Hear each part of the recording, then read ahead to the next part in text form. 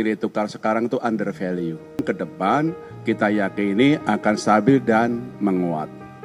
Kenapa under value? Pertumbuhan sangat tinggi, 5,61%. Inflasi rendah. Kredit juga tumbuh tinggi, cadangan devisa juga kuat. Nah, ini adalah fundamental yang menunjukkan mestinya rupiah itu akan stabil dan cenderung menguat.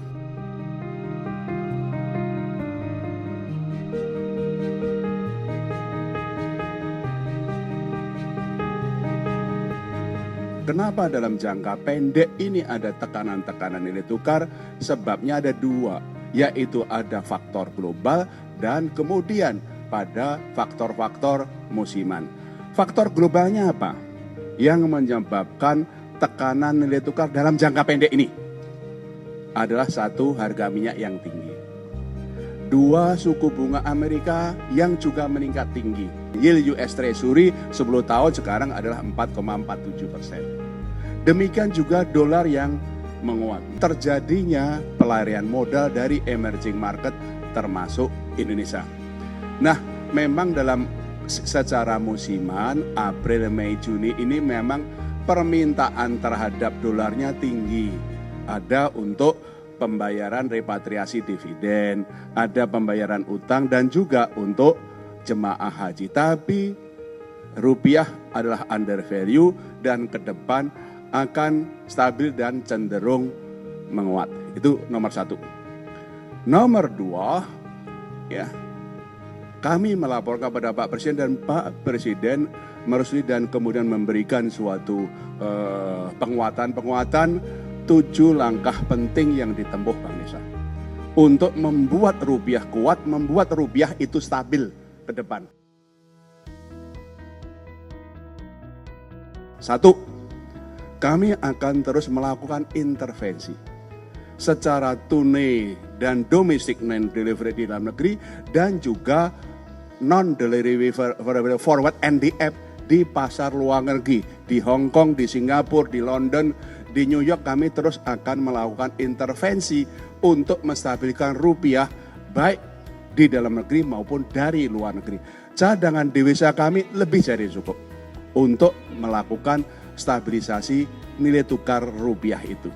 Yang kedua, karena sementara ini SBN itu keluar, kemudian saham meskipun dalam minggu-minggu terakhir hasil koordinasi dengan Pak Menteri Keuangan sudah mulai inflow, tapi year to date masih outflow. Sementara saham terjadi outflow sehingga kami bersepakat untuk sementara ini SRBI dibuat perlu inflow.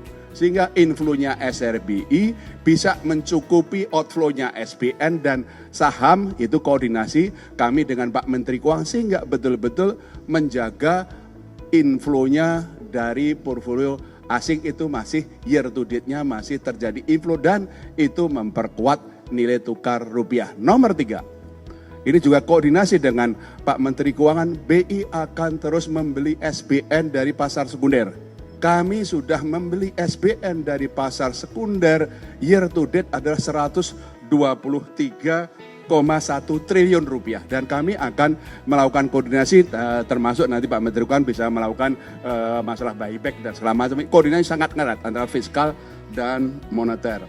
Kemudian yang keempat, kami juga dengan Pak Menteri kan menjaga likuiditas di perbankan dan pasaran lebih dari cukup. Yaitu terindikasi dari pertumbuhan uang primer yang selalu double digit. Di terakhir itu pertumbuhan uang primernya adalah 14,1%. Nomor 5, pembatasan pembelian dolar di pasar domestik tanpa underlying. Yang dulunya 100.000 dolar per orang per bulan, kita turunkan 50.000 dolar per orang per bulan. Ini persiapkan kami akan turunkan lagi menjadi 25.000 sehingga pembelian dolar sampai dengan atau di atas 25.000 itu harus pakai underlying.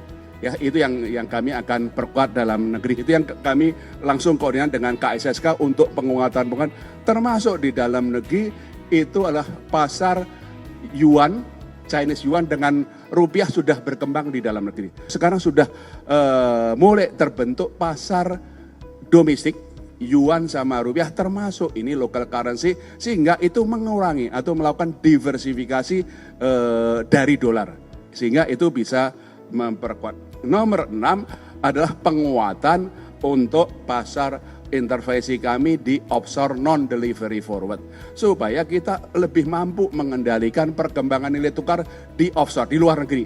Selain intervensi yang terus kami lakukan, kami juga membolehkan bank-bank domestik untuk ikut jualan offshore NDF di luar negeri. Sehingga pasokannya lebih banyak, sehingga itu akan memperkuat stabilisasi dari nilai tukar rupiah. Nomor 7 adalah peningkatan pengawasan kepada bank-bank dan korporasi yang terutama kami lihat bank-bank korporasi yang aktivitas pembelian dolarnya tinggi, kami kirim pengawas ke sana, koordinasi dengan Bu Frederica Widyasari dari Ketua OJK untuk memastikan bagaimana stabilitas sistem keuangan terjaga.